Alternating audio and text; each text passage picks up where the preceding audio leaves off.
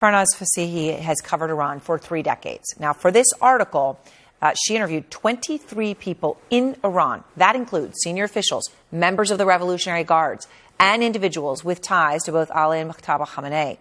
And Farnaz, I mentioned your incredible reporting. There is so much here tonight new.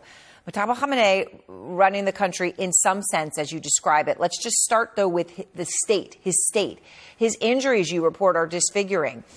There have been so many rumors, but you now have some facts. Can you tell us about his physical condition? Hi, Éireann. Thank you for having me.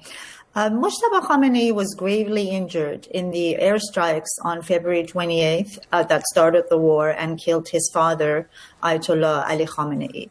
He has suffered from severe leg injury. His leg has been operated on. There are suggestions that it may even be amputated, and he's waiting for a prosthetic leg. His hand has been operated on, and it's gaining functionality. And more importantly, his face and lips have been severely burned to the point where it's difficult for him to speak, and he will require plastic surgery. So we know that he's gravely injured. We know that there's the president of Iran, President Pezeshkian, who's a heart surgeon, and the health minister are in charge of his health care, and he's mostly surrounded by a medical team in a hiding place, and access to him is incredibly difficult. And that's probably one of the reasons why we haven't seen the new supreme leader in any video messages. Nobody has. And his voice has not been heard. To the extent that he's communicated, it's been with written statements read on state television. I mean, it is incredible what you're reporting. And I know, in your article, Farnaz, you detail how, as you mentioned, he is surrounded by doctors. And to the point that senior leadership of Iran they're not able to get in to see him, to talk to him. Is that merely because they're worried about possible assassination or elimination, that this could find where he is? Or is it also because he doesn't want them to see him? And do you know about his mental capacity? Well, we've heard his all the sources I spoke to said his mental capacity was intact. So he was able to engage and communicate. Now, we also know that as soon as he was appointed as the successor of his father, Israeli officials said that they would assassinate him if they found him. There's been airstrikes that have killed not just Ayatollah Khamenei, the late Ayatollah Khamenei, but also very senior commanders. So there is a real threat and risk to his life in the view of the Iranians and from what we can gather.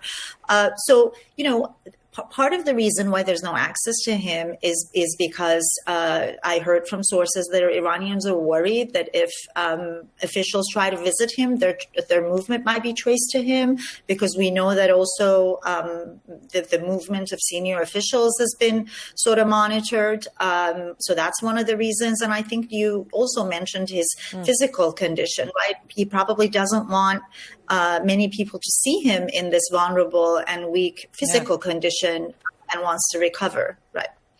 Now, you report that he has been working very closely with the IRGC, and then this goes back in part to his own time with some of these individuals back when he was a teenager in the Iran-Iraq War. And so it's personal, but it is an even more solidification and rise of the IRGC, which you're reporting about.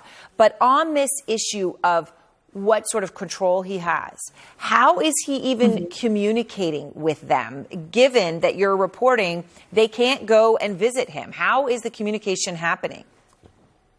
Well, they can't go visit him. There's absolutely no electronics around him because of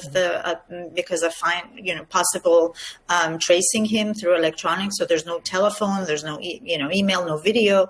So the only way is sort of the old way. They write handwritten notes, they seal it in an envelope, and a huge chain of human couriers sort of carries it around. I heard on motorbikes, in cars, and it's like handed from one secure, trusted source to the other until it makes it to his hiding.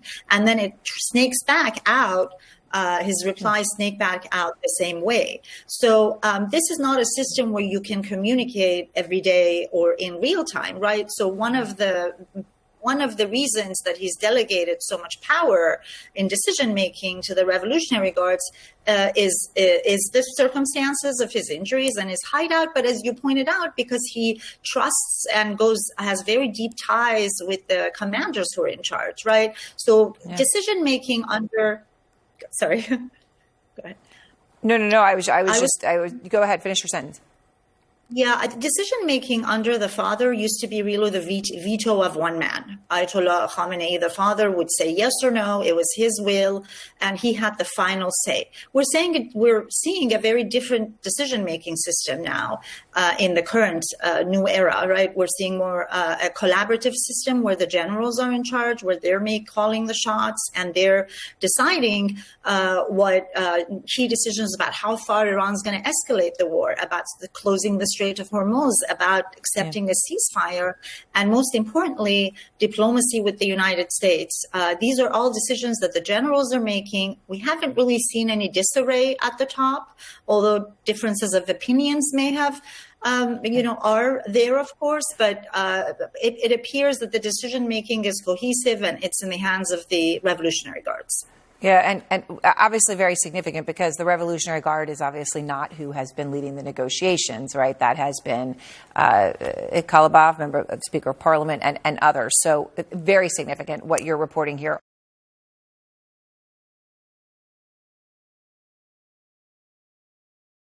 We're seeing just how far, physically, the U.S. is willing to go to put pressure on Iran with their blockade.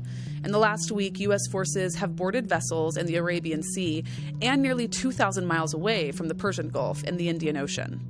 Following through on a vow to enforce a blockade on Iranian ports, the U.S. military said Thursday it has redirected 33 ships so far. The blockade applies only to ships going to and from Iran, officials have said. But Chairman of the Joint Chiefs, General Dan Kane, said last week the U.S. military will actively pursue any Iranian-flagged vessel or any vessel attempting to provide material support to Iran. U.S. Marines boarded the first vessel, an Iranian-flagged cargo ship, over the weekend in the Arabian Sea. And since then, U.S. forces have boarded 2 other vessels. Earlier this week, a vessel was stopped between Sri Lanka and Indonesia. And overnight last night, U.S. forces boarded another ship in the Indian Ocean, which the Defense Department called a sanctioned stateless vessel. As of Thursday, a U.S. official tells us the U.S. has nearly 20 ships in the Middle East area of operations, including 2 aircraft carriers and 10 destroyers, and another 7 ships in the Indian Ocean. And the latest, President Trump said on Thursday that the U.S. Navy had been ordered to shoot and kill any small boats laying mines in the Strait of Hormuz, and that the U.S. was actively working to clear the strait of those mines.